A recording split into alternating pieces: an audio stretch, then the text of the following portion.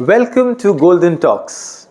Today, I'll take you on a journey on how an accusation changed my life's purpose to advocacy. Yes, as an educator, this is a story I wish you all get inspired with. You listen to it, and hopefully, before it ends, you know the processes and what life offers you. For someone like me with a name like Dawood and living in Mumbai, I've already raised enough eyebrows. I was stopped at a traffic station and they asked me, "What's your name?" And he said, "How can your parents name you this?" I said, "I was born in 1978, 2nd April, if you wish to give me a birthday gift." My parents had no idea who the other Dawood would be. People have so limited knowledge. They do not know David and Goliath. That's my Latin name, and I'm proud of that. In fact, if you put D. Vaid, that's almost like a David who I am. But it doesn't end there. In a city like this, when I am also raising 3 lovely daughters, and if I have an FIR against my name, my election campaign, if I ever want to start one, is already in RIP, rest in peace. That's a simple perspective that I am so different. I always wondered, how do Leonardo da Vinci, the painter, the scientist, the advocate of so many things, survived? And I think I am very similar. A left-hander, not from the state I am living in, from Andaman and Nicobar. Well, it is so different, being different, and yet I stand here sharing my story. It starts with a very, very dark chapter. All of us had something, a misinformed step, a misdecision, a miscommunication, and that led to a spiral downfall. It could be a wrong relationship. It could be loss of a loved one. It could be some financial losses. For me, it was a brush with a law that completely changed my life upside down. I call it my darkest days of life. Arrest, a warrant, a media frenzy, and before even you could say, aha, I was found guilty without any trial. Much later in the bail reports, the judges acknowledged that this wasn't a case to be made of, but by that time, you're already down and dumped. Your organization is closed, your reputation is lost, and you yourself have no idea where there's a light at the end of the tunnel. So where does it start from? This journey, the reverse journey, started in a cold winter afternoon in Ahmedabad. I had gone there to see a beautiful school, a school that is very much in demand, with a group of friends, and I get a call from Cochin, Kerala. It is supposed to be about a publication, and they wanted to meet me, and I was supposed to immediately go and meet them. So I leave that space, I book a flight, come to Mumbai, pack a bag, kiss my wife goodbye, say I'll be there for a day, and I did not realize the days would complete into months and a year would go by. By the time I come back, it would be a new year. So from the school classroom of Ahmedabad to the courtrooms of Kochi, my life was about a publication. I was accused of spreading communal disharmony. I was accused of infiltrating young minds. I was accused of terrorizing, all based on one activity book which they had never read. The DEO, the District Education Officer, did not bother to read the conclusion, but they had made their own verdict. So I was called, there were photographs, and trust me, I am standing here with a lot of confidence, but I had completely shattered every single bit of confidence. There was a media frenzy. I was hailed, thankfully in Malayalam, which is a very literate state now. So all the Malayalis know what I was going through because it is in newspapers, the front page. A terrorist from Mumbai have come down to terrorize our kids in Kerala and across India. And then I went through the process that I was so harrowing. It was in a courtroom. The judge, and being a teacher, I raised my hand. I said, "Sir, can I ask a question?" And the judge said, "Who is he?" I was called to the courtroom, the katghara, the small space. I explained, but of no avail because people had already made the decision. There I was, put to judicial custody along with 2 of my young colleagues. I was sitting and giving a talk to them about how, Nineveh's Jonah was in a fish belly and something good will happen to him. But days led to weeks, and all we realized is finally we were into jail. I always adored Nelson Mandela, the hero for me. Much later, the Nobel Prize winner, but 27 long years in Robben Island, the prison in South Africa.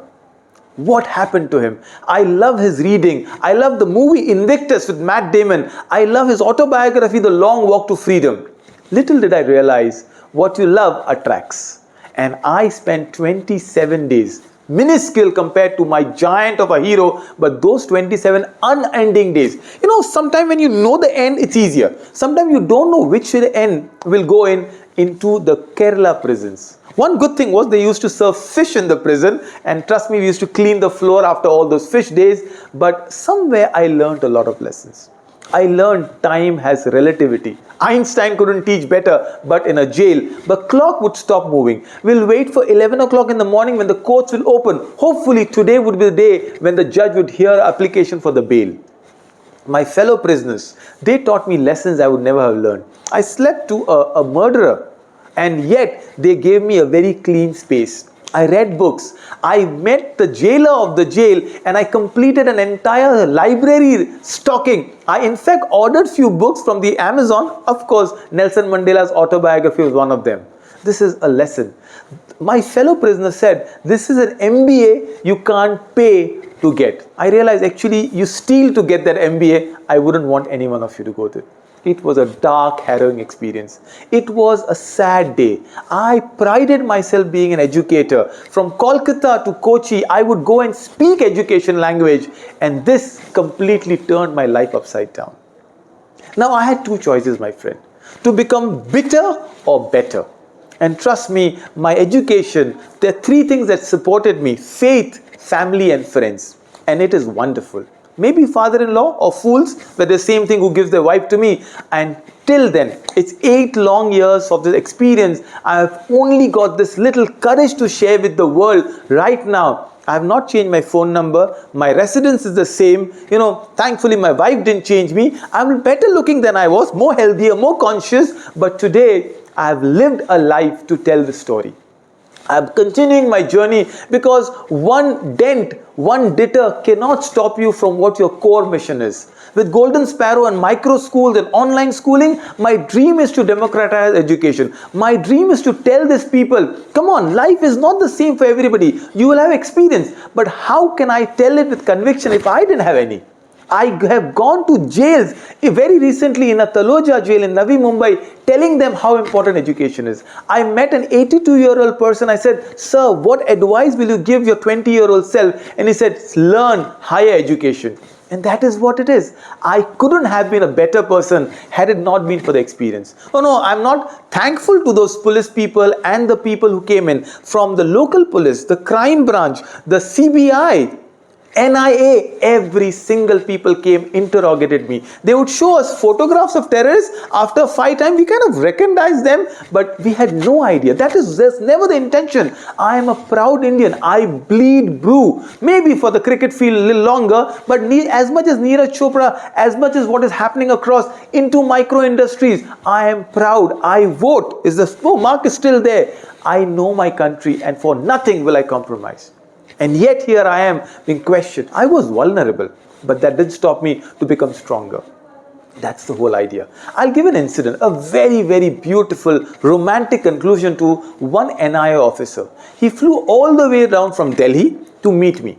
And in the prison, because I was the senior most, I'll be called away at 6 o'clock in the evening. And they would take me to a dark room, and they will make me sit for 4-5 hours continuously over a period of 4-5 days, ask me the same irrelevant questions that perhaps, how much of religion do you know? Who do you know? Which sheikh and which this and which that and which books?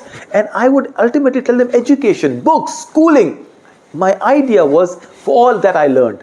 You know, after the 3rd day, the professor, the NIA officer started calling me the professor, and he said, and not the money heist one, but he said, he starts speaking about his family, his children. I started recommending books on parenting. I said, you see, your wife is a helicopter parent. Why don't you take up the book, How to Talk the Children Listen and How to Listen the Children Talk? He said, really, there's a book like that? I said, yes, I've reviewed the book. And I started talking about Vygotsky and Bloom's taxonomy and Howard Gardner and my email exchange with the amazing people. And then an introduction to SDG and Dr. Jeffrey Sachs.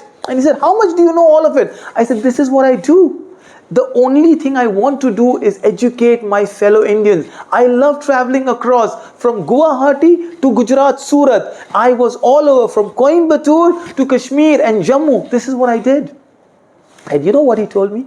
He told me something that was the most pleasing thing to my ears, and I still loved the sound of what he said. He said, I was briefed.